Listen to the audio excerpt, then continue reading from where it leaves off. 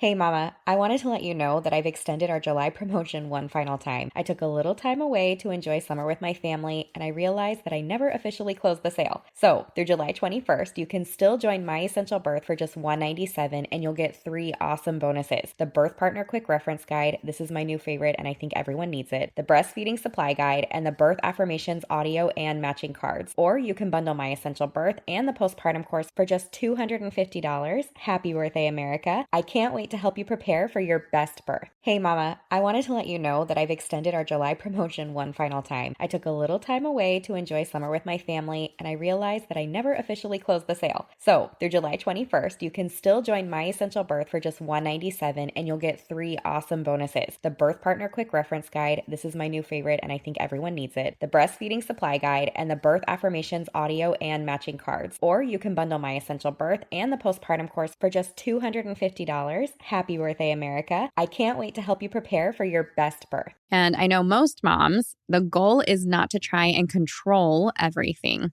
Most of us just want to feel empowered and confident and informed. And you want to walk out of birth feeling like that was a great experience, not necessarily because everything went perfect and according to plan, but because you understood your options and you had a couple of things that you could lean on, including your knowledge, when things went perhaps not exactly according to that plan.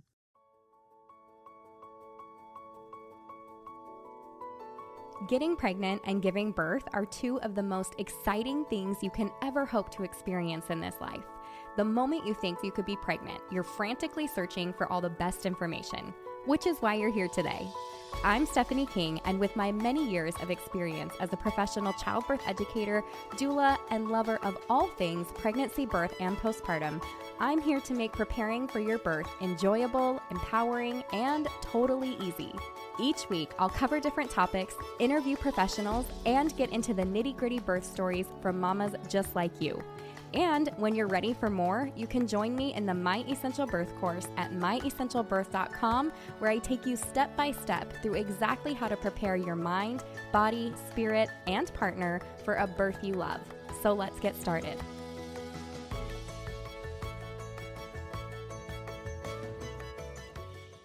Birth plans are interesting because almost every mom knows that she needs one or she should have one, or it's this discussion about what's going to end up on the birth plan. But I think very few people show you how to actually create one that's going to help you and be there for you during the labor process. Now, let me give you an example. You are late night scrolling.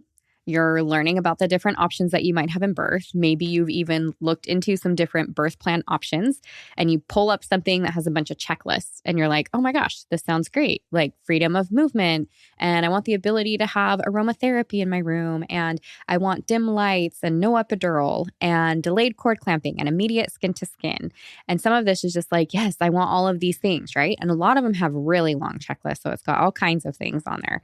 And you're thinking, yes, this looks really good. I want to include all of this. This sounds like it could be my ideal birth. But then labor actually begins and things begin happening and possibly begin to change. And then suddenly there's decisions that need to be made that don't necessarily follow the ideal checklist. For example, your provider comes and says, it looks like your contractions are slowing. Maybe we need to start some Pitocin. Or we're noticing that your baby's heart rate has dipped on these last 2 contractions, so we need to make XYZ of a change. And then suddenly that birth plan that you loved, that you created, that you thought was just going to be exactly what happened, doesn't quite feel like it applies to your current situation. And this is the part where maybe some of that regret or disappointment shows up. This is the part that I hear from moms. I didn't know about all of these other options. I didn't know how to set this up the right way. And that's just because you didn't have somebody show you the framework or the things that matter most or that shouldn't be on the birth plan that can help support you during the actual birth of your baby. And I know most moms, the goal is not to try and control everything. Most of us just want to feel empowered and confident and informed. And you want to walk out of birth feeling like that was a great experience, not necessarily because everything went perfect and according to plan, but because you understood your options and you had a couple of things that you could lean on, including your knowledge, when things went perhaps not exactly according to that plan. So today I thought it would be fun to walk you through some of the biggest birth plan mistakes that I see all the time and exactly what to do instead so that your birth plan actually works for you. Now let's talk about why birth plans don't tend to work when we are just talking about a plan itself. So number one, like I said, when you go online and you're looking for plans, there's a lot of checklists. And I have seen moms print out 4, 5, 6 pages of literal checklists. And it's just like, yes, I want all the things. And that is great. But when you are handing that to a labor and delivery ward, particularly if they are busy, then they are not going to have time to flip through that and flip back and forth through it. And wait, is she getting all the things that she wants? It just is a little too much for anybody to really want to stop and go through all the details. The other thing is, and this is nothing against nurses, but when you bring in something like that, the conversation that happens at the nurse station may not be the best. Like, oh, like, what am I supposed to do with this? Like, I'm already busy and, whatever. And then it becomes a topic of conversation where it's like irritating instead of, oh, look at this cute birth plan. And here's all the stuff on there. And it's one page and it's nice and neat and orderly. And we're going to tape it right here, right? So that's the idea. It's not just a bunch of checklists. Now, if your hospital hands you, if you're going to a hospital and they hand you a birth plan and it's a booklet or something that's stapled together and it does have a checklist, that is something that you want to make sure to use. Now, I'm going to tell you to create a separate birth plan as well, and you're going to make several copies. We'll get into that in a minute. You're going to create that as well. But if this is something that they're providing, then it's something that they're very familiar with. They're going to know, they look at this form all day, every day, these labor and delivery nurses. And so they know exactly where to flip, what they're looking for, and what to put on your board so that you make sure to get exactly what you want or desire as far as the birth plan goes. So kind of getting back to the topic that I wanted to touch on here is birth is not a script. And so the birth plan really isn't a script of like, this is exactly how birth needs to play out. It's information that we can use to make decisions in real time and things that are most important to us. Let me give you an example. So a lot of things that we see on birth plans are like no epidural, no Pitocin, no interventions, intermittent monitoring, delayed cord clamping, right? All of these things that sound really good for this ideal birth that moms might be interested in doing. That's a lot of what we see on the birth plan. But let me give you an example scenario. So let's say that for some reason, labor stalls out, and P.S., that can be very normal just for moms that are listening. However, if you're doing that in a hospital setting and labor is happening for whatever reason, and all of a sudden it looks like it's stalling out. So contractions are coming longer, stronger, closer together. But then for whatever reason, they space out or you don't have one for a little bit of time. All of a sudden it's like, hey, I noticed that your contractions spaced out. It looks like we think the best thing to do here is to have you start Pitocin. And you're like, whoa, wait, that wasn't part of my birth plan. Like, what do I do here, right? And this is kind of where that regret can come in, where you're like, oh, shoot, all of a sudden, I don't feel like I'm part of this plan. I feel like birth is kind of happening to me. So yes, you can put no Pitocin on your birth plan, but what's really important is that you understand the why behind it and what it's used for and what your options are. So if you understand what Pitocin does, you take a little bit of time to learn that. For example, Pitocin is the synthetic form of oxytocin. Oxytocin is the hormone that your body makes, that it makes contractions. So when you go into labor, your body produces oxytocin, which produces contractions. And that is what brings your baby into this world, or part of it. And so when it looks like your contractions aren't doing what they need them to do, or they're stalling out for whatever reason, which again can be normal, they can come back, but for the sake of this conversation, and they say, it looks like we need to get contractions going again, let's do Pitocin, then you need to understand what Pitocin is. So it's synthetic, and the way that it reacts and your body reacts is going to be different than oxytocin contractions, where oxytocin contractions generally kind of work in more of like an ebb and a flow. So they kind of go up slowly and they build and they get to a peak and a crest, and then it falls back down until it finally releases.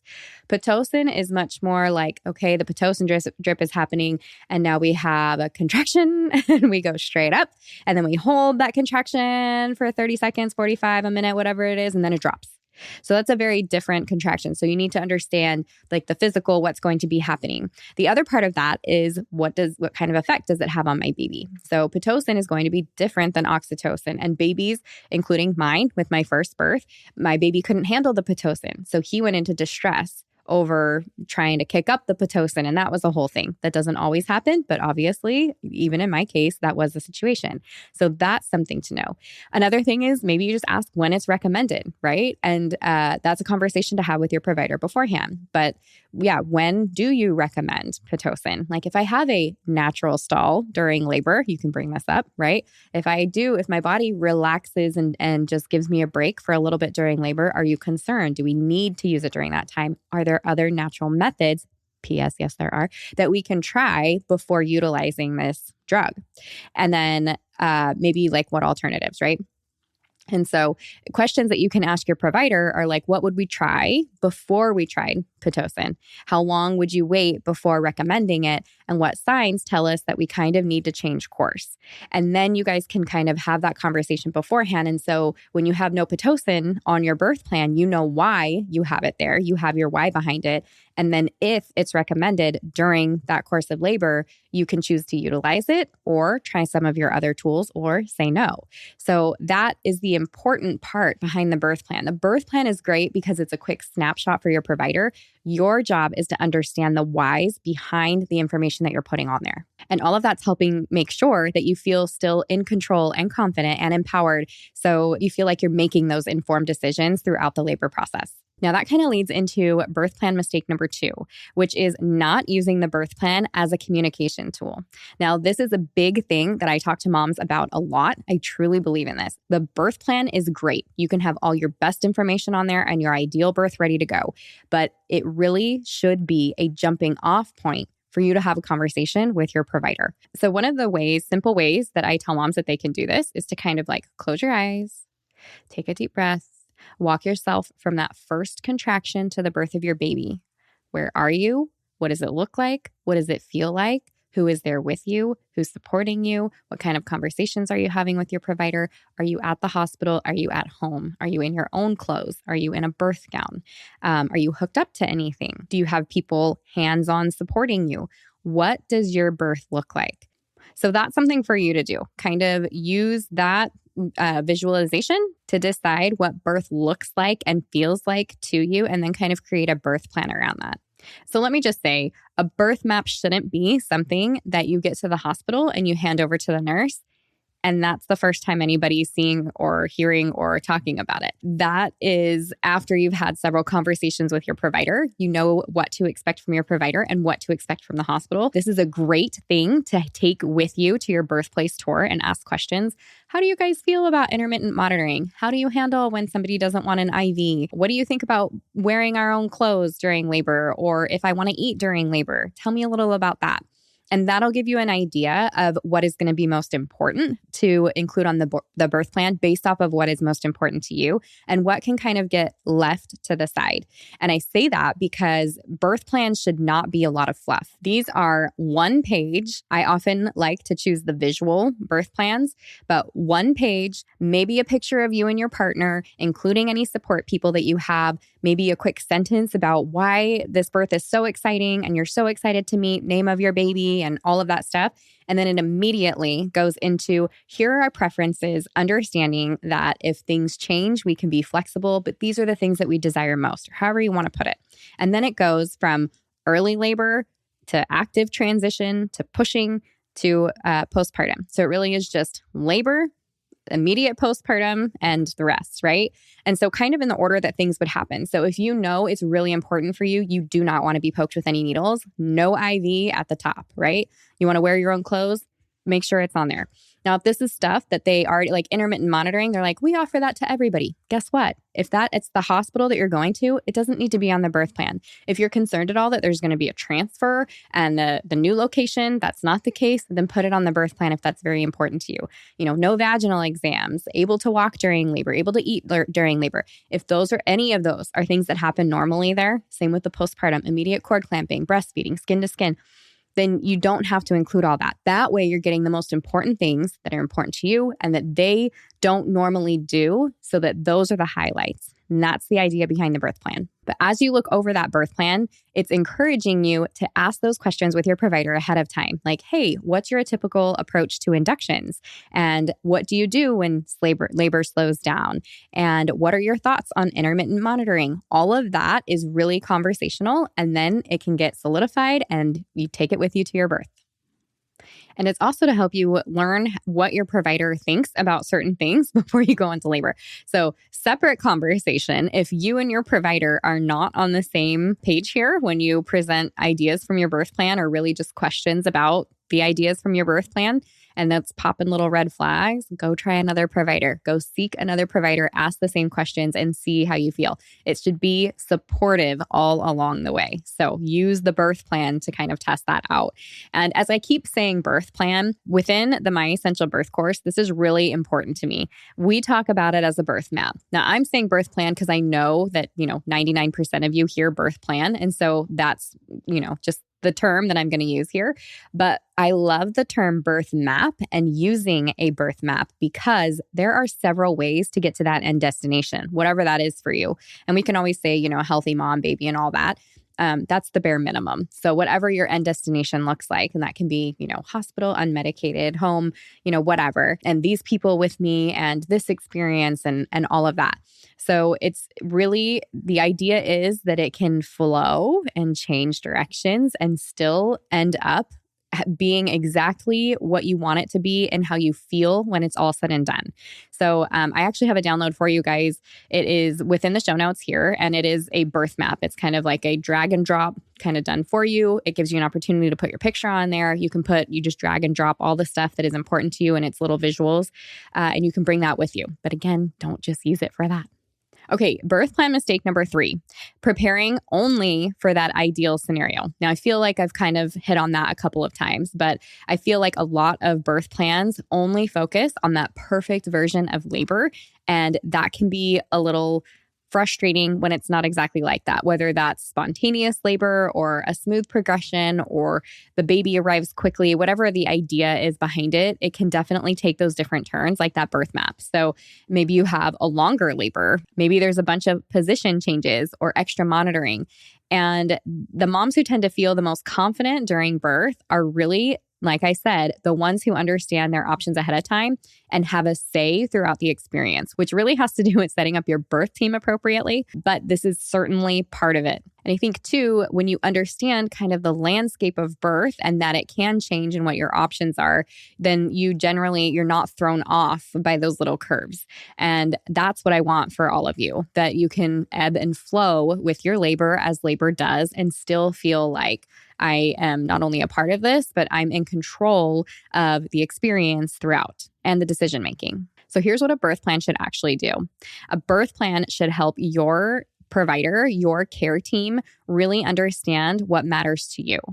Now, examples of helpful things to include, kind of like I said, were some, who's going to be there with me, why this birth is important to us, or the way that we've set this up is important to us, and we're so excited to meet our baby. But it also needs to include those preferences for pain management, like I said, support people involved, any immediate newborn care preferences, and it should flow in that order of how it's going to happen when you come into your birthplace. And obviously, if you are a mom that's giving birth out of the hospital, then you should have a birth plan in the event of transfer.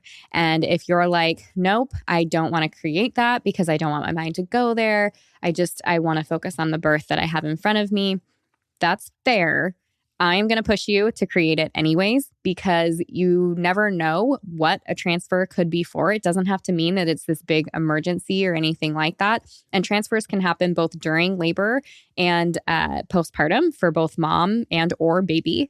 So it is really important that you know which hospital you be transferring to. I recommend that you go and do a quick hospital tour there, and then you just create that birth plan and tuck it away. It actually will create more peace of mind. And then if you need to utilize it, you're like, oh, I have it right here with my several copies, because they can get lost and you don't want that to happen. So you tuck a couple copies in your bag, you hand one to the nurse, you hand one to the next nurse, you put one on the bulletin board, you have a couple more in your bag. And that way you just, peace of mind, you don't have to worry about it. So if it feels overwhelming, it shouldn't. And so that's why I have that birth map tool for you. We've had this for a nice long time now. Moms love it. So I'm definitely going to link to that in the show notes. So if you guys don't know where to get the show notes, you head to myessentialbirth.com/podcast. You click on whatever episode you're listening to. And when you scroll down to the bottom, all the links are in the bottom. So we have freebies and giveaways and discount codes, and all that stuff is going to be right there. And so this is one of the freebies that you can just download real quick and utilize for yourself. And I want you to remember, birth does not have to unfold perfectly for you to walk away feeling good about your experience. What matters most is that you felt informed, that you understood your options, and that you're part of the decision-making throughout the process. You definitely deserve to go into your birth feeling confident, prepared, and empowered. And so I hope that this episode was helpful and that you utilize that birth map so that you can use that to talk to your provider and to feel really good about going into your birth. If you loved what you heard today, the very best way to support this podcast and help other moms to find it is to leave a quick review. I read one at the beginning of the episodes, and I would love for yours to be next. And if you're ready for even more pregnancy, birth, and postpartum goodness, come join me in the My Essential Birth course at myessentialbirth.com, where I will hold your hand and walk you through pregnancy and birth step by step so you're totally prepared for a birth you'll love. See you next week.